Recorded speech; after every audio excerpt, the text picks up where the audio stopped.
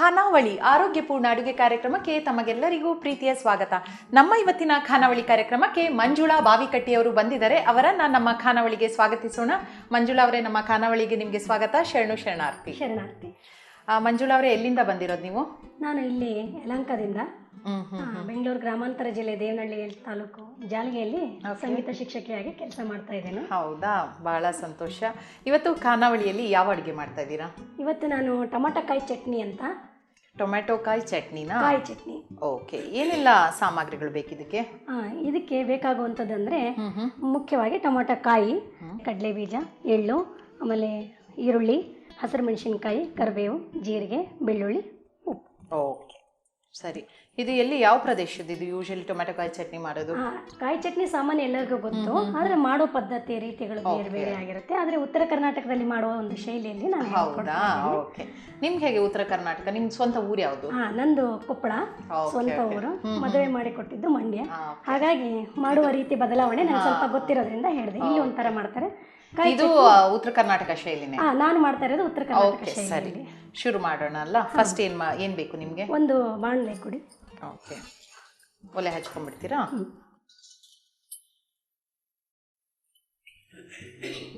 ಎಣ್ಣೆ ಏನಾದ್ರೂ ಬೇಕಾಗುತ್ತಾ? ಎಣ್ಣೆ ಬೇಕು.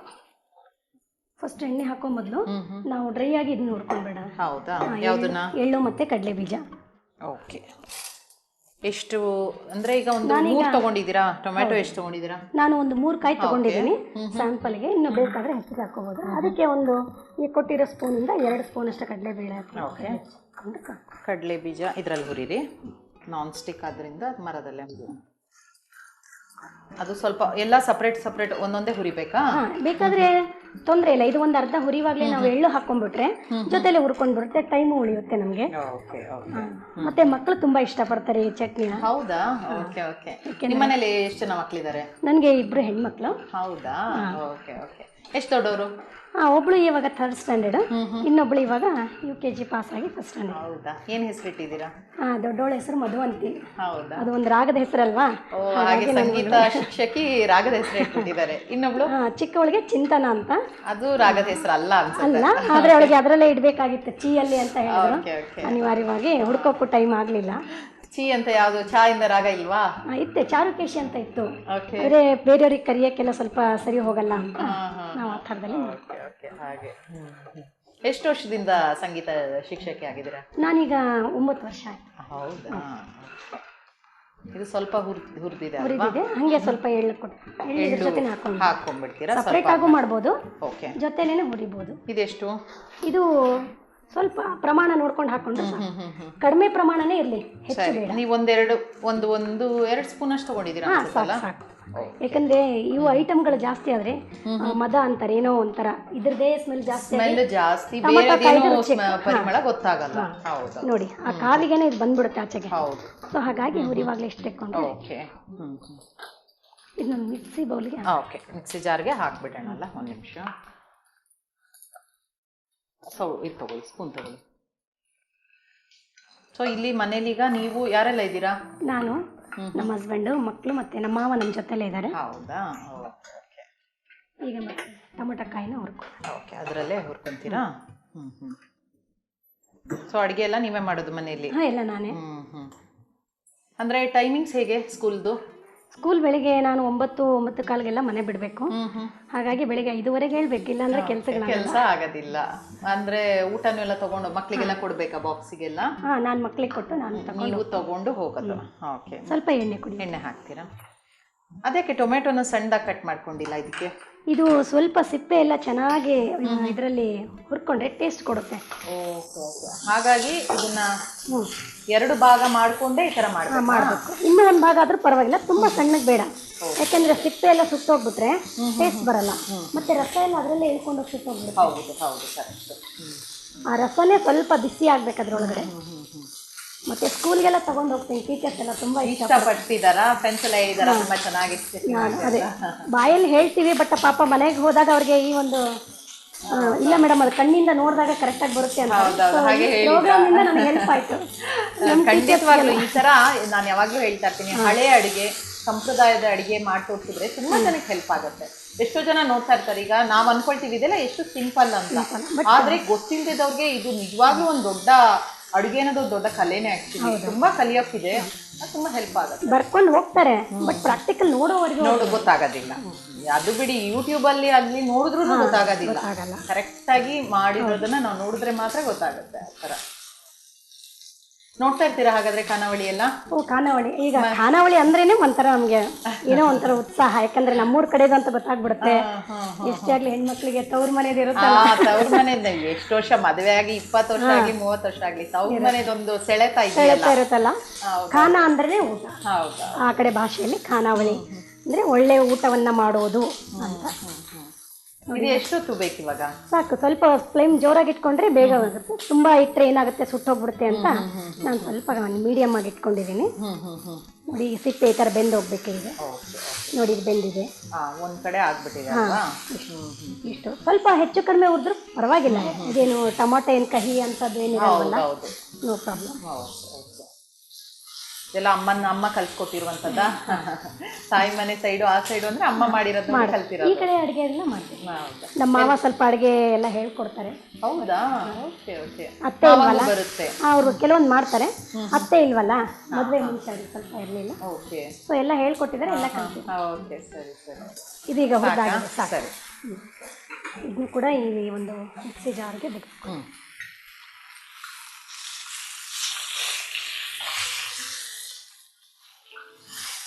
ಇನ್ನೇನಾದ್ರೂ ಹುರಿಯೋಕಿದ್ಯಾ? ಈರುಳ್ಳಿ, ಕೆಲವೊಬ್ರು ಈರುಳ್ಳಿ ಹಾಕ್ಕೊಳ್ತಾರೆ, ಕೆಲವೊಬ್ರು ಹಾಕ್ಕೊಳ್ಳಲ್ಲ.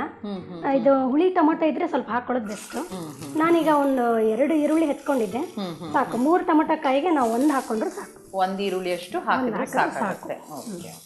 ಇದು ಹುಳಿ ಟೊಮೆಟೊ ಹುಳಿದೇ ತಗೊಂಡಿದ್ದೀರಾ ಹೇಗೆ, ಅಥವಾ ಮೀಡಿಯಮ್? ಕೆಲವೊಂದು ಹುಳಿ ಜಾಸ್ತಿ ಇರುತ್ತೆ ನಾಟಿ ಆದ್ರೆ. ನಾನು ಮೀಡಿಯಮೇ ತಗೊಂಡಿರೋದು. ಈಗ ಸೀಸನ್ ವೈಸ್ ಒಂದೊಂದ್ಸಲ ಸಿಗುತ್ತೆ, ಸಿಗಲ್ಲ. ಅದಕ್ಕೆ ಅಡುಗೆ ಮಾಡುವಾಗ ಯಾವಾಗಲೂ ಒಂದು ಏನು ಸಿಗುತ್ತೋ ಐಟಮ್ಗಳನ್ನ ನೋಡ್ಕೊಂಡು ಹಾಕೋಬೇಕಾಗತ್ತೆ. ಮತ್ತೆ ಅದೇ ಸೀಸನ್ ಅಲ್ಲಿ ಏನು ನಮ್ಗೆ ಲಭ್ಯ ಇದೆ ಅದರಲ್ಲಿ ಮಾಡುವಂತದ್ದು ಒಂದು ಗೊತ್ತಿರಬೇಕಾಗತ್ತೆ. ಅದಕ್ಕೆ ಇನ್ನೊಂದು ಸ್ವಲ್ಪ ಎಣ್ಣೆ ಬೇಕಾ?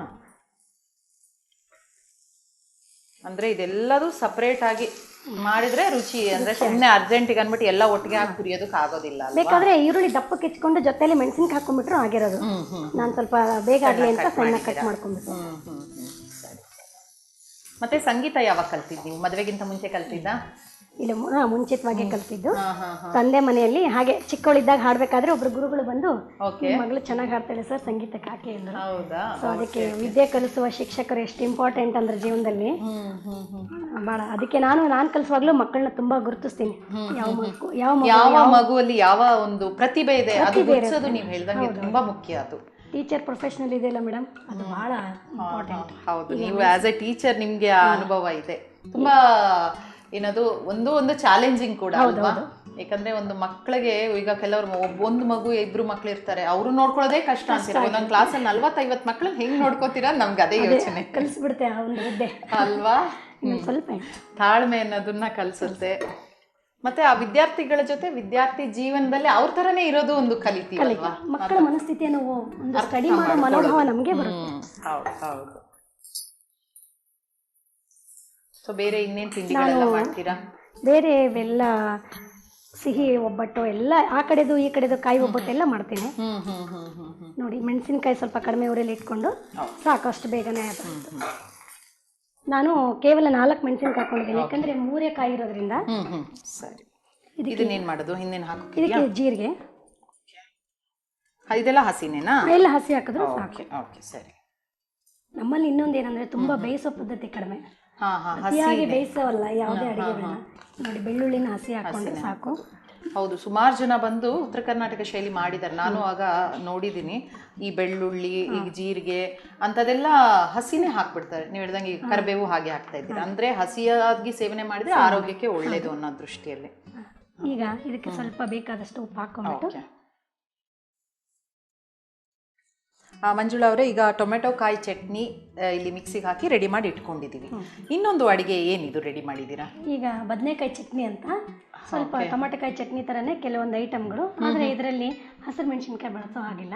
ಓಕೆ, ಬೆಳೆಸ್ತಾರೆ ಕೆಲವೊಬ್ರು, ಆದಷ್ಟು ಗ್ಯಾಸ್ಟ್ರಿಕ್ ಹಾಗೆ ಅಂತ ನಾವು ಅಚ್ಚ ಖಾರದ ಪುಡಿ ಹಾಕಿ ಮಾಡಿದ್ರು ಹುಣಸೆ. ಅದಕ್ಕೆ ಒಂದ್ಸತಿ ಏನೆಲ್ಲ ಸಾಮಗ್ರಿಗಳು ಬೇಕು ಅಂತ ಹೇಳ್ಬಿಡಿ. ಈಗ ಬದನೆಕಾಯಿ ಚಟ್ನಿಗೆ ಮೊದಲನೇದಾಗಿ ಬದನೆಕಾಯಿ, ಕಡಲೆಬೀಜ, ಎಳ್ಳು, ಅಚ್ಚ ಖಾರದ ಪುಡಿ, ಹುಣಸೆಹಣ್ಣು, ಆಮೇಲೆ ಈರುಳ್ಳಿ, ಕರಿಬೇವು, ಉಪ್ಪು, ಬೆಲ್ಲ, ಬೆಳ್ಳುಳ್ಳಿ ಮತ್ತು ಜೀರಿಗೆ. Okay okay. ಸೊ ಇದು ಬದನೆಕಾಯಿ ಚಟ್ನಿ.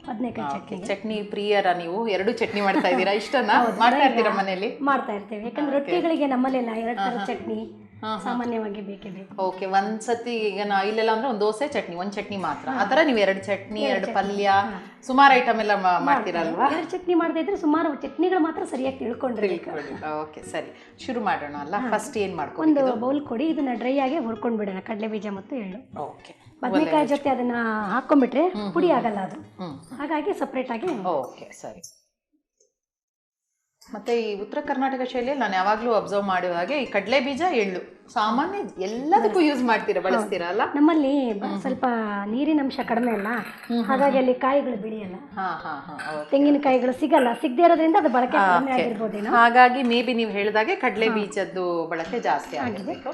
ಮತ್ತೆ ಇದು ಆರೋಗ್ಯಕ್ಕೆ ಒಳ್ಳೇದು ಕೂಡ, ಒಳ್ಳೇದು ಕೂಡ. ಇದು ಚಟ್ನಿ ರೂಪದಲ್ಲಿ ಬಳಸೋದ್ರಿಂದ ಏನು ಜಾಸ್ತಿ ತಿನ್ನಲ್ಲ, ಸ್ವಲ್ಪ ತಿಂತಾರೆ. ಜೊತೆಗೆ ನಮ್ಮಲ್ಲಿ ಹಸಿ ಸೊಪ್ಪುಗಳನ್ನ ಚೆನ್ನಾಗಿ ಬಳಸೋದ್ರಿಂದ ಈ ಒಂದು ಹೀಟ್ ಪದಾರ್ಥಗಳನ್ನು ಅಷ್ಟೇ ಕಂಟ್ರೋಲ್ ಇಟ್ಕೋತಾರೆ. ಓಕೆ, ಇದು ಹೀಟ್ ಆಗಿ ಅಂದ್ರೆ ಸೊಪ್ಪುಗಳು ಜಾಸ್ತಿ ಉಪಯೋಗಿಸೋದಲ್ವಾ? ಯಾಕಂದ್ರೆ ಯಾವುದೇ ಒಂದು ಪ್ರದೇಶದಲ್ಲಿ ಅದರದೇ ಪದಾರ್ಥ ಹೌದು ಇರುತ್ತೆ, ಅಲ್ಲಿ ಏನ್ ಬೆಳಿತಾರೋ ಅಲ್ಲಿ ಯಾವ್ದು ಜಾಸ್ತಿ ಸೇವನೆ ಮಾಡ್ತಾರೋ ಅದಕ್ಕೊಂದು ಬ್ಯಾಲೆನ್ಸ್ ಆಗೋಗಿ ಇನ್ನೊಂದೇನೋ ಮಾಡಿರ್ತಾರೆ. ಇಲ್ಲ ಹಾಗೆ ಚಟ್ನಿಗಳೇ ಸುಮ್ಮನೆ ರೊಟ್ಟಿಗಳಿಗೆ ತಿಂದ್ಬಿಟ್ರೆ ತುಂಬಾ ಮನುಷ್ಯನಿಗೆ ಎಕ್ಸೆಸ್ ಆಗ್ತಿದೆ. ಹೌದು, ಕರೆಕ್ಟ್. ಇದು ಕೂಡ ಅಷ್ಟೇ, ಅರ್ಧ ಹುರಿತಿದ್ದಂಗೆ ನಾವು ಬೇಕಾದ್ರೆ ಎಳ್ಳು ಜೊತೆ ಹಾಕೊಂಡ್ಬಿಡ್ಬೋದು. ಮತ್ತೆ ಇನ್ನೊಂದ್ಸಲ ಕೆಳಗಿಳಿಸಿ ಎರಡು ಕೆಲಸ ಏನ್ ಬೇಡ. ಎಳ್ಳು ತುಂಬಾ ಸೂಕ್ಷ್ಮ, ಸ್ವಲ್ಪ ಬಿಸಿಗೆ ಹಾಕಿದ್ರು ಬೇಗ ಚಟ್ಪಟ್ ಅಂತ ಆಗ್ಬಿಡುತ್ತೆ. ಮತ್ತೆ ಈಗ ಖಾನಾವಳಿ ಎಲ್ಲ ನೋಡ್ತೀರಾ ಅಂದ್ರೆ ಟೀಚರ್ ನೀವು, ಟೈಮ್ ಇರಲ್ಲ, ಅಥವಾ ಯೂಟ್ಯೂಬಲ್ಲಿ ನೋಡೋದು, ಅಥವಾ ಬಸವ ಟಿವಿ ಎಲ್ಲ ನೋಡ್ತೀನಿ ಅಂತ ಹೇಳಿ ಮನೇಲಿ ಬಸವ ಟಿವಿ ತುಂಬಾ ನೋಡ್ತೀವಿ. ಯಾಕೆಂದ್ರೆ ನನ್ನ ಮಗಳಿಗೆ ವಚನ ಕಾರ್ಯಕ್ರಮದಲ್ಲಿ ಅಲ್ಲಿ ಪಾರ್ಟಿಸಿಪೇಟ್ ಮಾಡಿಸಿದ್ವಿ. ಸೊ ಆ ಒಂದು ಪ್ರೋಗ್ರಾಮ್ ಇಂದ ನನ್ನ ಮಗಳು ಸುಮಾರು ವಚನಗಳನ್ನೆಲ್ಲ ಕಲ್ತ್ಕೊಂಡ್ಲು. ಮತ್ತೆ ಅಲ್ಲಿ ವಚನ ಹಾಡೋ ಎಷ್ಟೋ ಮಕ್ಕಳು ಬಂದಿದ್ರಲ್ಲ, ನಮಗೆ ಬಹಳ ಖುಷಿ ಆಯ್ತು. ಎಷ್ಟು ಒಳ್ಳೊಳ್ಳೆ ವಚನಗಳು ಹಾಡ್ತಾ ಇದಾರಲ್ಲ ಮಕ್ಕಳು, ನಾವು ಎಷ್ಟೋ ಕೇಳಿರ್ಲಿಲ್ಲ. ಹೌದು ಹೌದು, ಕೆಲವೊಂದು ವಚನ ಮಾತ್ರ, ಸುಮಾರಾಗಿ ಒಂದ್ 4-5 ವಚನ ತುಂಬಾ ಪ್ರಸಿದ್ಧಿ ಇರುತ್ತೆ, ಆದ್ರೆ ಎಷ್ಟೋ ವಚನಗಳು ಗೊತ್ತಿಲ್ಲ. ಮಗಳು ಹೇಳ್ತಾಳ ವಚನ ಎಲ್ಲ? ಇಬ್ರು ಹೇಳ್ತಾರೆ, ಚಿಕ್ಕವಳು ಸ್ವಲ್ಪ ಕಡಿಮೆ, ದೊಡ್ಡವಳು ಚೆನ್ನಾಗಿ ಹೇಳ್ತಾರೆ. ಓಕೆ, ಸೊ ಆ ರೀಸನ್ಗೆ ಅಂತೂ ಬಸವ ಟಿವಿ ನೋಡ್ತಾ ಇರ್ತಾರೆ ಮನೇಲಿ. ಇವಾಗ ನೀವು ಹೋದಾಗ ಯಾರು ಇರ್ತಾರೆ ಮನೇಲಿ? ನೋಡ್ತಾರಾ? ಮಾವ ನೋಡ್ತಾರೆ, ತಂದೆ ನೋಡ್ತಾರೆ, ಆಮೇಲೆ ನಮ್ಮ ಅತ್ತಿಗೆ ಎಲ್ಲರೂ ನೋಡ್ತಾರೆ. ಹೌದಾ? ಸ್ವಲ್ಪ ಅಡುಗೆ ಕಾರ್ಯಕ್ರಮಗಳಂದ್ರೆ ಇಂಟ್ರೆಸ್ಟ್ ಅಲ್ಲ. ಜೊತೆಲಿ ನಮ್ಮ ತಂದೆ ಕಾಲದಿಂದನೂ ನಾವು ವಚನಗಳನ್ನ ಮೊದಲಿಂದ ಕಲಿತಾ ಇದ್ದೀವಿ. ಓಕೆ, ಈ ಬಸವಣ್ಣನವರ ಸಿದ್ಧಾಂತದ ಬಗ್ಗೆ, ಅದ್ರ ಬಗ್ಗೆ ನಿಮ್ಗೆ ಅಂದ್ರೆ ಅದ್ರ ತಿಳ್ಕೊಂಡಿದ್ದೀವಿ. ಮತ್ತೆ ಮಕ್ಕಳಿಗೆ ಸರಳವಾಗಿ ಕಲಿಸುವಂತದ್ದು ಒಂದು ಪದ್ಯಗಳಿವೆಲ್ಲ. ಹೌದು, ಕರೆಕ್ಟ್. ನಿಜ ಹೇಳ್ಬೇಕಂದ್ರೆ ಮತ್ತೆ ಇದಕ್ಕೆ ಒಂದು ರಾಗನೂ ಬೇಕು ಅಂತಾನೂ ಇಲ್ಲ. ಈ ವಚನಗಳಿಗೆ ಅಕಸ್ಮಾತ್ ರಾಗ ಗೊತ್ತಿಲ್ಲದವರು ಇದನ್ನ ಸಿಂಪಲ್ ಆಗಿ, ಸರಳತೆ, ಈ ಭಾಷೆ ಅನ್ನೋದು ಸರಳವಾಗೇ ಇರುತ್ತೆ. ಇದಾಯ್ತಾ? ಇದು ಸ್ವಲ್ಪ ಹುರಿದಾಯ್ತು. ಓಕೆ, ಇದು ಬದನೆಕಾಯಿ ಜೊತೆನೆ ರುಬ್ಕೊಂಡ್ಬಿಟ್ರೆ ಸಿಗಲ್ಲ, ಹಾಗಾಗಿ ಮೊದಲೇ ಡ್ರೈ ಆಗಿ. ಇದನ್ನ ಸಪರೇಟ್ ಆಗಿ ಪುಡಿ ತರ ಮಾಡ್ಬೇಕು. ಸ್ವಲ್ಪ ತರಿ ತುಂಬಾ ಸಣ್ಣ ಬೇಡ, ಯಾಕಂದ್ರೆ ಅದ್ರ ಜೊತೆ ಬೇರೆ ಹಾಕೋಬೇಕು. ಈಗ ಇನ್ನೇನು ಹುರಿಯೋಕಿದೆ? ಈಗ ಇನ್ನೊಂದು ಬಾಣಲೆಯಲ್ಲಿ ನಾವು ಈ ಬದನೆಕಾಯಿ, ಓಕೆ, ಅದು ಸ್ವಲ್ಪ ತಣ್ಣಗಾಗ್ಲಿ, ಇನ್ನೊಂದು ಹುರಿಯೋದು ಹುರ್ಕೊಂಬಿಡಿ. ಯಾಕಂದ್ರೆ ಇದು ಮಿಕ್ಸಿಗೆ ಹಾಕೋಕ್ಕಾಗಲ್ಲ. ದೊಡ್ಡ ಬಾಣಲೆ ಕೊಡಿ, ಸ್ವಲ್ಪ ಚಿಕ್ಕದಾಗುತ್ತೆ. ಸರಿ. ಮತ್ತೆ ಸಂಗೀತ ಈಗ ಮಕ್ಕಳಿಗೆಲ್ಲ ಯಾವ ಕ್ಲಾಸಸ್ಗೆ ಹೇಳ್ಕೊಡ್ತೀರಾ ನೀವು? 8, 9 ಹೈಸ್ಕೂಲ್ಗಾ? ಓಕೆ. ಹೇಗನ್ನಿಸ್ತೆ? ಮಕ್ಕಳು ಇಂಟ್ರೆಸ್ಟ್ ಆಗಿ ತಗೋತಾರ? ಈಗ ಪಾಠ ರೆಗ್ಯುಲರ್ ಆಗಿ ಏನದು ಕಲಿಬೇಕು ಅಂತ ಒತ್ತಡ ಇರುತ್ತೆ ಪೇರೆಂಟ್ಸ್ ಇದು. ಈ ಸಂಗೀತ ಅನ್ನೋದನ್ನ ಯಾವ ರೀತಿ ಒಂದು ಟೀಚರ್ ಆಗಿ ಹೇಗೆ ತಗೊಳ್ತಾರ, ಕಲಿತಾರ? ಅಯ್ಯೋ, ಸಿಕ್ಕರೆ ಸಾಕು ಸಂಗೀತ ಮೇಡಮ್ ಅಂತಾರೆ ಮಕ್ಕಳು. ಹೌದಾ? ಅಂದ್ರೆ ನೀವು ಅಷ್ಟೊಂದು ಒಂದು ಏನದು ಆಕರ್ಷಣೆ ಇದೆ ಅಂತ ಆಯ್ತು ನಿಮ್ಮ ಸಂಗೀತದಲ್ಲಿ. ಕಲೆ ಅನ್ನೋದು ಎಲ್ಲರಿಗೂ ಇಷ್ಟ ಅಲ್ವಾ? ಹೌದು, ನಿಜ ಹೇಳ್ಬೇಕಂದ್ರೆ ಹೌದು. ಅಲ್ಲ, ಈಗಿನ ನಾನು ಯಾಕೆ ಹೇಳಿದೆ ಅಂದ್ರೆ ಪೇರೆಂಟ್ಸ್ಗೆ ಮಕ್ಕಳು 100ಕ್ಕೆ 99 ತೆಗಿಬೇಕು ಅಂತ ಮಾತ್ರ ಇರುತ್ತೆ, ಬೇರೆದ್ರಲ್ಲಿ ಅನ್ನೋದಕ್ಕಿಂತ. ಯಾಕಂದ್ರೆ ನಾನು ನೋಡಿರುವ ಪ್ರಕಾರ ಪರ್ಸೆಂಟೇಜ್ ಬಗ್ಗೆ ಬಹಳ ವ್ಯಾಮೋಹ ಪೇರೆಂಟ್ಸಿಗೆ, ಮಕ್ಕಳಿಗಲ್ಲ. ಹೌದೌದು, ಮಕ್ಕಳಿಗಿಲ್ಲ, ಅದು ಸತ್ಯವಾದ ಮಾತು. ಹಾಗಾಗಿ ಈ ಸಂಗೀತನ್ನು ತಗೊಳ್ತಾರೆ, ಆದ್ರೆ ಮಕ್ಕಳಿಗೆ ಆಸಕ್ತಿ ಇದೆ ಅಂತ ಹೇಳೋದು ನೀವು. ಇನ್ನೊಂದೇನಾಗುತ್ತೆ ಮಕ್ಕಳಿಗೆ, ಪ್ರತಿಯೊಂದು ಸರ್ಕಾರಿ ಶಾಲೆಗಳಲ್ಲಿ ಸಂಗೀತ ಟೀಚರ್ ತಗೊಂಡ್ರೆ ತುಂಬಾ ಒಳ್ಳೆಯದು. ಯಾಕೆಂದ್ರೆ ಸಂಗೀತ ಅನ್ನೋದು ಕೇವಲ ಹಾಡು ಅಂತ ಅನ್ಕೊಂಡ್ಬಿಟ್ಟಿದ್ರು ಮಕ್ಕಳು. ನಾನು ಹೋದಾದ್ಮೇಲೆ ಅವ್ರಿಗೆ ಇದರಲ್ಲಿ ಸ್ವರಗಳಿರುತ್ತೆ, ಇಷ್ಟೊಂದು ತಾಳಗಳಿರುತ್ತೆ, ಇದಕ್ಕೊಂದು ಪದ್ಧತಿ ಇದೆ ಅನ್ನೋ ಒಂದು ಭಾವನೆ ಅವರಲ್ಲಿ ಮೂಡಿದಾಗ ಎಲ್ಲಾ ಸಂಗೀತಗಾರರ ಬಗ್ಗೆ ಗೌರವ ಬಂತು. ಅದೊಂದು ಒಳ್ಳೆ ಅವಕಾಶ ಸರ್ಕಾರ ನಮಗೆ ಮಾಡಿಕೊಟ್ಟಿದೆ. ಇಲ್ಲಾಂದ್ರೆ ಕಲಾವಿದರು ಬದುಕೋದು ಬಹಳ ಕಷ್ಟ. ಕರೆಕ್ಟ್, ನಿಜನೇ. ಇದು ಎಷ್ಟೊತ್ತ ಇದು ಸ್ವಲ್ಪ ಎಣ್ಣೆ ಹಾಕಿದ್ರೆ ಆ ಹೀಟಿಗೆ ಇದು ಬೇಗ ಮೇಲ್ಗಡೆ ಎಲ್ಲ ಸಿಪ್ಪೆ ಬಾಡೋಗ್ಬೇಕು, ಅಲ್ಲಿವರೆಗೂ ಇದನ್ನ ಹುರಿತಾ ಇರ್ಬೇಕು. ಅಂದ್ರೆ ಒಂದ್ 2-3 ನಿಮಿಷ ಆದ್ರೂ ಬೇಕಲ್ವಾ? ಹಳ್ಳಿಗಳಲ್ಲಾದ್ರೆ ಒಲೆಯಲ್ಲೇ ಸುಡ್ತಾ ಇದ್ರು. ಓಕೆ, ಹಾಗಾದ್ರೆ ಒಂದ್ 2-3 ನಿಮಿಷ ಹುರ್ಕೊಳ್ಳಿ, ಕಾಯೋಣ. ಆಯ್ತಾ? ಇವಾಗ ಅದು ಅಂದ್ರೆ ಸ್ವಲ್ಪ ಕಲರ್ ಚೇಂಜ್ ಆಗಿದೆ. ಇದು ಆವಾಗಲೇ ಈರುಳ್ಳಿ ಸಣ್ಣ ಹೆಚ್ಕೊಂಡಿದೀವಲ್ಲ, ಇದನ್ನ ಜೊತೆಲಿ ಹಾಕೊಂಡ್ರೆ ಬೇಗ ಬಾಡೋಗುತ್ತೆ. ಇದು ಬದನೆಕಾಯಿನ ಕಟ್ ಮಾಡ್ಕೊಂಡ್ರೆ ಅಷ್ಟು ಚೆನ್ನಾಗಿರಲ್ಲ ಅಂದ್ಬಿಟ್ಟು ಇಡೀ ಬದನೆಕಾಯಿನೇ ಮಾಡ್ತಾ ಇದ್ದೀರಾ? ಯಾಕೆಂದ್ರೆ ಅದ್ರೊಳಗೆ ಕಾವುಗಳು ಒಳಗಡೆ ಹೋದಾಗ ಏನಾಗುತ್ತೆ ಅಂದ್ರೆ ಟೇಸ್ಟ್ ರುಚಿ ಬಿಡುತ್ತೆ. ಇಲ್ಲ ಅಂದ್ರೆ ಏನಾಗುತ್ತೆ ಅಂದ್ರೆ ಸಿಪ್ಪೆ ಎಲ್ಲ ಸುತ್ಕೊಂಡು ಹೋಗುತ್ತೆ, ಪೀಸ್ ಮಾಡ್ಕೊಂಡ್ಬಿಟ್ರೆ. ನೀವು ಹೇಳ್ದಂಗೆ ಸುಟ್ಟು ಮಾಡ್ತಾರಲ್ಲ, ಅದ್ರ ಬದಲು ಈ ತರ ಮಾಡ್ತಾ ಇದ್ದೀರಾ. ಈಗ ಸಿಪ್ಪೆನು ಸುಟ್ಟ ಹಾಗೆ ಕಾಣಿಸ್ತಾ ಇದೆ ನೋಡಿ. ಸೊ ಹಾಗಾದ್ರೆ ಅದು ಇನ್ನೇನಾದ್ರೂ ಹಾಕಕ್ಕಿದ್ಯಾ ಅಂದ್ರೆ? ಇಲ್ಲ, ಬೇಡ. ಅದೇ ಹೇಳಿದ್ನಲ್ಲ, ನಾವು ಸ್ವಲ್ಪ ಹಸಿದೆ ಬಳಸೋದ್ರಿಂದ ಈಗ ತೊಂದರೆ ಇಲ್ಲ. ಈಗ ಏನ್ ಮಾಡ್ತೀವಿ ಅಂದ್ರೆ ಆಯ್ತು, ಈಗ ಹುರಿದಾಯ್ತಿದ್ದು. ಓಕೆ. ಈರುಳ್ಳಿ ದಪ್ಪಾಗಿ ಹೆಚ್ಕೊಂಡಿದ್ರೆ ಸಪ್ರೇಟ್ ಹಾಕೊಳ್ಬೇಕು, ಸಣ್ಣಕ್ಕೆ ಹೆಚ್ಕೊಂಡಿದ್ರೆ ಇನ್ನೇನಿದು ಹುರಿ. ಇದನ್ನ ಡೈರೆಕ್ಟ್ ಆಗಿ ಈಗ ಮಿಕ್ಸಿ ಜಾರ್ಗೆ ಹಾಕೋದಾ? ಎಲ್ಲ ಐಟಮು ಹಾಕಿದ್ದೀರಾ ಅಥವಾ ಇನ್ನು ಮಿಕ್ಸಿ ಜಾರ್ಗೆ ಹಾಕೋಕಿದ್ಯಾ ಇನ್ನೇನಾದ್ರೂ? ಇಲ್ಲ, ಇನ್ನೇನಿಲ್ಲ. ಈ ಐಟಮ್ ಅನ್ನು ಹಾಕಿದ್ಮೇಲೆ ಇಲ್ಲಿರೋದನ್ನ ಹುಣಸೆಹಣ್ಣು ಅದೆಲ್ಲ ಹಾಕೊಳ್ಳಿ. ಸರಿ. ಸ್ವಲ್ಪ ತಣ್ಣಗಾಗ್ಬೇಕದು ಮಿಕ್ಸಿ ಮಾಡೋದಕ್ಕೆ. ಈಗ ಬದನೆಕಾಯಿ ತಣ್ಣಗಾಗ್ತಾ ಇರ್ಲಿ, ಇದನ್ನ ಪುಡಿ ಮಾಡ್ಕೊಡ್ಲಾ? ಈಗ ಇದು ಕೂಡ ತಣ್ಣಗಾಗಿದೆ, ಅವಾಗ ಬಿಸಿ ಇತ್ತು. ತುಂಬಾ ಪುಡಿ ಬೇಡ. ಓಕೆ, ತರಿ ಸಾಕಾ? ಇದ್ರ ಜೊತೆ ಬೇರೆ ಹಾಕೊಳ್ತೀವಲ್ವಾ?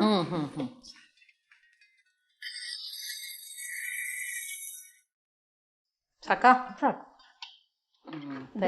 ಆಗಿದೆ. ಇದನ್ನ ಇದಕ್ಕೆ ಹಾಕ್ಬಿಡೋದಾ? ಈಗ ಇದ್ರ ಜೊತೆ ಈಗ ಹುರಿದಿರೋ ಎಲ್ಲ ವಸ್ತುಗಳನ್ನ ಹಾಕುವಾಗ ಹುಣಸೆಹಣ್ಣು ಮತ್ತೆ ಖಾರ, ಕರಿಬೇವು, ಇಲ್ಲಿ ಇನ್ನು ಬಾಕಿ ಎಲ್ಲ ಉಳಿದಿರೋ ವಸ್ತುಗಳನ್ನ ಇದಕ್ಕೆ ಹಾಕಿ. ಓಕೆ. ಈಗ ನಿಮಗೆ ಹುಣಸೆ ಹಣ್ಣು, ಬದನೆಕಾಯಿ ಜೊತೆ ಇದನ್ನ ಹಾಕೋಬಹುದು, ಪೌಡರ್ ಆಗಲ್ಲ ಅಂತ. ಹುಣಸೆ ಹಣ್ಣು, ಉಪ್ಪು, ಇದು ಮತ್ತೆ ಬೆಲ್ಲನೂ ಹಾಕ್ತೀರಾ? ಹುಳಿ ಇದೆ ಅಲ್ವಾ? ಸರಿ. ಎಲ್ಲ ಒಂದು ಉಪ್ಪು, ಖಾರ, ಹುಳಿ, ಸಿಹಿ ಎಲ್ಲ ಬರಬೇಕು. ಇದರಲ್ಲಿ ಯಾವುದು ಬೇಯಿಸುವಂಥದ್ದು ಯಾವುದೂ ಇಲ್ಲ. ಅದೇ ಸೋಟ್ ತಗೋತೀರಾ? ನಾನ್ ಸ್ಟಿಕ್ ಅಲ್ಲ, ಮರದಲ್ಲಿ. ಆಯ್ತಾ? ಹಾಕಿದಾಯ್ತಾ? ಈ ಥರ ಚಟ್ನಿ ಎಲ್ಲ ಮಕ್ಕಳು ತಿಂತಾರ ಮಾಡಿದ್ರೆ? ತಿಂತಾರೆ. ಚಪಾತಿ, ರೊಟ್ಟಿ, ಆಮೇಲೆ ದೋಸೆಗೂ ಚೆನ್ನಾಗಿರುತ್ತೆ. ಓಕೆ. ಈಗ ಬೆಳಿಗ್ಗೆ ಮಾಡಿದ್ರೆ ಬಾಕ್ಸಿಗೆ ಹಾಕಿದ್ರು ಮಧ್ಯಾಹ್ನ 2-3 ದಿವಸ ಇಟ್ಕೊ. ಫ್ರಿಜ್ ಇದ್ದಾಗಂತೂ ಒಂದು ವಾರ ಇಟ್ಕೊಂಡು ತಿಂತಾರೆ. ಹುಣಸೆಹಣ್ಣು ಹಾಕಿರ್ತೀವಲ್ವಾ, ಸೊ ಫ್ರಿಜ್ ಇಲ್ಲದೆ ಎಲ್ಲ ಅಂದ್ರೂ ಕೂಡ ನಾವು 3 ದಿವಸ ಇಟ್ಕೋಬಹುದು. ಮತ್ತೆ ಇದನ್ನ ಬೇಯಿಸೋದಾಗ್ಲಿ ಎಲ್ಲ ಮಾಡಬಾರ್ದು. ಈಗ ಸ್ವಲ್ಪ ಹುಣಸೆಹಣ್ಣು ಹಾಕ್ಬೇಕು. ಓಕೆ. ರುಚಿಗೆ ಎಷ್ಟು ಬೇಕು ಅಷ್ಟು ಹಾಕೊಳ್ಳೋದು. ಆಮೇಲೆ ಬೆಲ್ಲ.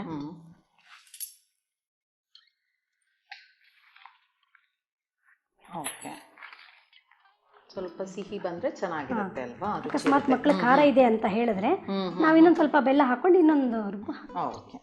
ಈಗ ಖಾರದ ಪುಡಿನ ಒಂದು 3 ಸ್ಪೂನ್ ಹಾಕ್ತೇನೆ. ಓಕೆ. ಅಷ್ಟೊಂದು ಬೇಕಾಗುತ್ತಾ? ಯಾಕೆಂದ್ರೆ ಬದನೆಕಾಯಿ ಇದು ಇರುತ್ತಲ್ವಾ, ಅದಕ್ಕೆ ಸ್ವಲ್ಪ ಖಾರ ಜಾಸ್ತಿನೇ ಬೇಕು. ಇಲ್ಲಿದೆ ಮುಚ್ಚಳ. ಇನ್ನೇನು ಹಾಕೋಕಿದ್ಯಾ? ಉಪ್ಪು ಹಾಕ್ಲಿಲ್ಲ ಅಲ್ಲ? ಹಾಕ್ಬಿಡಿ.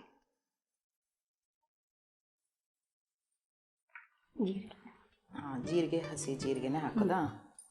ಜೀರಿಗೆ ಆರೋಗ್ಯಕ್ಕೆ ತುಂಬಾ ಒಳ್ಳೆಯದು. ಜೀರಿಗೆ ಜೀರ್ಣಕ್ಕೆ ಒಳ್ಳೆಯದು. ಬೆಳ್ಳುಳ್ಳಿ. ಓಕೆ. ಬೆಳ್ಳುಳ್ಳಿ ಒಂದು 2 ಬೆಳ್ಳುಳ್ಳಿ ಹಾಕಿದ್ರೆ ಏನು ತಪ್ಪಿಲ್ಲ. ನೆಕ್ಸ್ಟ್ ಆಮೇಲೆ ಕರಿಬೇವು. ಓಕೆ. ಕರಿಬೇವು, ಕೊತ್ತಂಬರಿ ಸೊಪ್ಪು ಎಲ್ಲ ಬಳಸ್ಕೋಬಹುದು. ಕೊತ್ತಂಬರಿ ಸೊಪ್ಪಿದ್ರೆ ಅದನ್ನು ಹಾಕೋಬಹುದು ಅಂತ ಪರಿಮಳ ಚೆನ್ನಾಗಿ ಬರುತ್ತೆ. ಆಯ್ತಾ? ಇದನ್ನ ಮಿಕ್ಸಿ. ಓಕೆ. ಇದೇನಾದ್ರೂ ಬೇಗ ನುಣ್ಣ ಆಗಿಲ್ಲ ಅಂದ್ರೆ ಹುಣಸಿನ ರಸನ ಹಿಂಡಿ ಆದ್ರೂ ಬಳಸಬಹುದು. ಓಕೆ, ಸರಿ.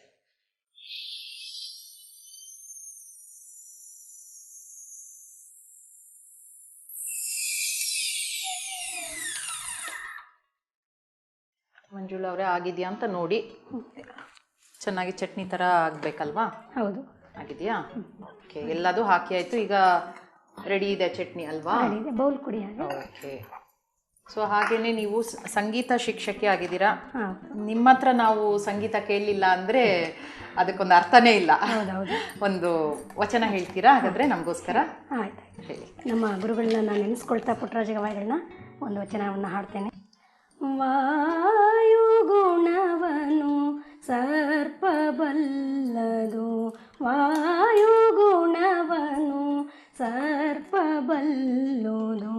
ಮಧುರ ಗುಣವನು ಇರುವೆ ಬಲ್ಲುದು, ಮಧುರ ಗುಣವನು ಇರುವೆ ಬಲ್ಲುದು, ವಾಯುಗುಣವನು ಸರ್ಪಬಲ್ಲುದು.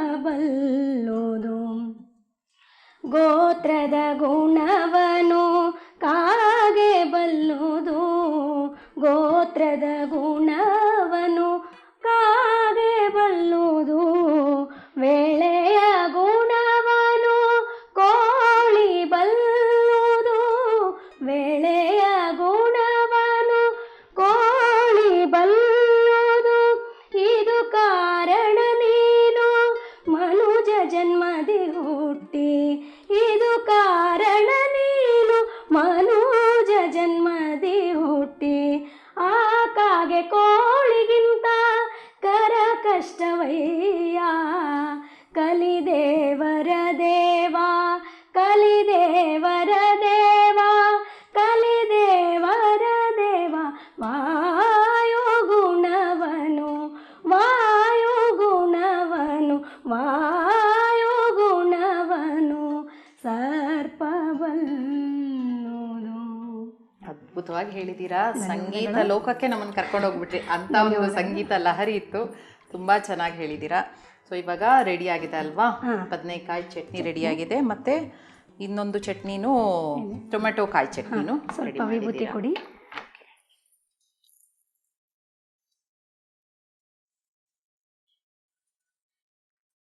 ಯಾವುದೇ ಪದಾರ್ಥವನ್ನು ಸೇವಿಸುವಾಗ ವಿಭೂತಿಯನ್ನು ಧರಿಸಿದ್ರೆ ಅದು ಒಂದು ಉತ್ತಮವಾದ ಪ್ರಸಾದ ಅನ್ನೋ ಒಂದು ಧರ್ಮದ ಪ್ರಕಾರ ಇದನ್ನು ವಿಭೂತಿಯನ್ನು ಧರಿಸಿ ನಾವು ಪ್ರಸಾದ ತಗೊಂಡ್ರೆ ಎಲ್ಲ ಒಳ್ಳೆಯದು ಅಂತ. ಈಗ ಬದನೆಕಾಯಿ ಚಟ್ನಿ ಮತ್ತು ಟೊಮೆಟೊಕಾಯಿ ಚಟ್ನಿ ಚಪಾತಿ ಅಥವಾ ಜೋಳದ ರೊಟ್ಟಿ ಯಾವುದೇ ದೋಸೆಗಳಿಗೂ ಕೂಡ ಬಳಸ್ಬೋದು. ಓಕೆ, ಈಗ ಜೋಳದ ರೊಟ್ಟಿನೇ ಇದ್ರ ಜೊತೆ ತಗೊಂಬಂದಿದ್ದೀರಾ ಅಲ್ವಾ?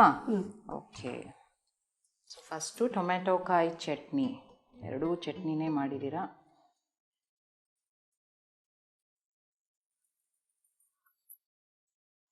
ಜೋಳದ ರೊಟ್ಟಿ ಜೊತೆ ಬೇರೆ ಎಲ್ಲ ತಿಂದು ಟೇಸ್ಟ್ ನೋಡಿದ್ದೀನಿ.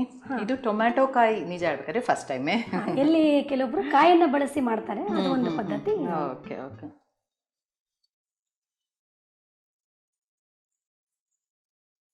ತುಂಬ ರುಚಿಯಾಗಿದೆ. ಒಳ್ಳೆ ಘಮ ಘಮ ಪರಿಮಳ ಬರ್ತಾ ಇದೆ. ಮೋಸ್ಟ್ಲಿ ಟೊಮೆಟೊ ಕಾಯಿ, ಬೆಳ್ಳುಳ್ಳಿ ಅದೇ ತುಂಬ ಹುರಿದ್ರೆ ಟೇಸ್ಟ್ ಬರಲ್ಲ, ಕೆಲವೊಂದು ಹಸಿ ಹಾಕೋದು ಹಾಕಿದ್ರೆ ತುಂಬ ಚೆನ್ನಾಗಿದೆ. ನಿಜ ಹೇಳ್ಬೇಕಾದ್ರೆ ಗೊತ್ತೇ ಆಗೋದಿಲ್ಲ ಟೊಮೆಟೊ ಕಾಯಿ ಅಂತ. ಹೌದು, ಥ್ಯಾಂಕ್ ಯು. ಅಂದರೆ ಅದ್ರದ್ದು ಪರಿಮಳ ಏನು ಅಂತ ಗೊತ್ತಿಲ್ಲ, ಎಲ್ಲದ್ರದ್ದು ಒಂದು ಪರಿಮಳ ಬರ್ತಾ ಇದೆ. ಏನು ಚಟ್ನಿ ಅಂತ ಐಡೆಂಟಿಫೈ ಮಾಡಿದ್ರೆ ನಿಜ ಗೊತ್ತಾಗಲ್ಲ, ಆ ಥರ ಇದೆ. ತುಂಬ ಚೆನ್ನಾಗಿದೆ, ನೋಡೋಕ್ಕೆ ಕಾಯಿ ಚಟ್ನಿ ಥರನೇ ಇದೆ, ಕಾಣ್ತಾ ಇದೆ ನಿಜವಾಗ್ಲೂ. ಮತ್ತೆ ಬದನೆಕಾಯಿ ಚಟ್ನಿ, ಬದನೆಕಾಯಿ ಚಟ್ನಿ ಇದಂತೂ ಭಾಳ ರುಚಿಯಾಗಿದೆ. ಅದಕ್ಕೆ ಬೇಕಾದ್ರೆ ಹಸಿರು ಮೆಣಸಿನಕಾಯಿ ಹಾಕೋಬಹುದು, ನಾನು ಬೇಡ, ಎಲ್ಲಾದ್ರೂ ಹಸಿ ಆದರೆ ಇಲ್ಲ ಹಾಗೇನೆ ಚೆನ್ನಾಗಿದೆ. ನಾನು ಅಷ್ಟು ಖಾರದ ಪುಡಿ ಹಾಕಿರಲ್ಲ ಖಾರ ಅನ್ಕೊಂಡೆ, ಇಲ್ಲ ಅಷ್ಟು ಬದನೆಕಾಯಿಗೆ ಅದು ಹಿಡ್ಕೊಂಡಿದೆ, ಹಿಡ್ಕೊಳ್ಳುತ್ತೆ. ಅದು ಇದು ಸಪ್ಪೆ ಇರುತ್ತಲ್ವಾ ರೊಟ್ಟಿಗೆ, ತುಂಬಾ ಚೆನ್ನಾಗಿದೆ. ಎಲ್ಲ ಮಾಮೂಲಿ ಕಾಯಿ ಚಟ್ನಿ ಎಲ್ಲ ತಿಂತಾನೆ ಇರ್ತೀವಿ ಯಾವಾಗ್ಲೂ, ಅದೆರಡು ತುಂಬಾ ನಮ್ಮ ಭಾಗದಲ್ಲಿ ಸ್ವಲ್ಪ ಕಾಯಿ ಬಳಸ್ತೀನಿ ಮಾಡುವಂತ ಅಡುಗೆಗಳು ಜಾಸ್ತಿ. ಎರಡು ಚಟ್ನಿಗಳು ತುಂಬಾ ರುಚಿಯಾಗಿದೆ. ಇವತ್ತು ಖಾನಾವಳಿಯಲ್ಲಿ ಇವತ್ತೆರಡು ಚಟ್ನಿ ಮಾಡಿದ್ದೀರಾ. ನಮ್ಮ ಖಾನಾವಳಿ ತಂಡ ಹಾಗೂ ಬಸವ ವಾಹಿನಿ ಕಡೆಯಿಂದ ನಿಮಗೆ ಒಂದು ಕಿರು ಕಾಣಿಕೆ.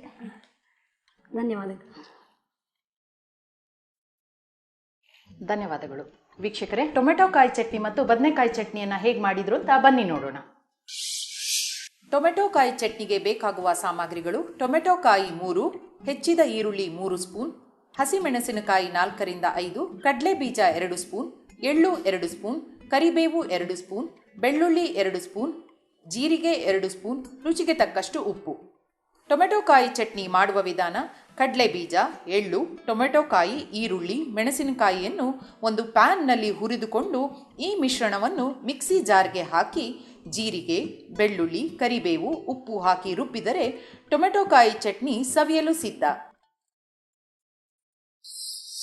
ಬದನೆಕಾಯಿ ಚಟ್ನಿಗೆ ಬೇಕಾಗುವ ಸಾಮಗ್ರಿಗಳು: ಬದನೆಕಾಯಿ 6ರಿಂದ 7, ಎಳ್ಳು 3 ಸ್ಪೂನ್, ಕಡಲೆ ಬೀಜ 1 ಕಪ್, ಹೆಚ್ಚಿದ ಈರುಳ್ಳಿ 1 ಕಪ್, ಕರಿಬೇವು 2 ಸ್ಪೂನ್, ಜೀರಿಗೆ ಅರ್ಧ ಸ್ಪೂನ್, ಅಚ್ಚ ಖಾರದ ಪುಡಿ 3 ಸ್ಪೂನ್, ಹುಣಸೆ ಹಣ್ಣು ರುಚಿಗೆ, ಉಪ್ಪು ರುಚಿಗೆ ತಕ್ಕಷ್ಟು, ಬೆಳ್ಳುಳ್ಳಿ 2 ಸ್ಪೂನ್, ಬೆಲ್ಲ 1 ಸ್ಪೂನ್. ಬದನೆಕಾಯಿ ಚಟ್ನಿ ಮಾಡುವ ವಿಧಾನ: ಒಂದು ಪ್ಯಾನ್ನಲ್ಲಿ ಕಡಲೆ ಬೀಜ, ಎಳ್ಳು, ಬದನೆಕಾಯಿ, ಈರುಳ್ಳಿ ಹುರಿದುಕೊಂಡು ಮಿಕ್ಸಿ ಜಾರ್ಗೆ ಹಾಕಿ ಹುಣಸೆ ಹಣ್ಣು, ಬೆಳ್ಳುಳ್ಳಿ, ಬೆಲ್ಲ, ಕರಿಬೇವು, ಅಚ್ಚ ಖಾರದ ಪುಡಿ, ಉಪ್ಪು ಹಾಕಿ ರುಬ್ಬಿದರೆ ಬದನೆಕಾಯಿ ಚಟ್ನಿ ಸವಿಯಲು ಸಿದ್ಧ.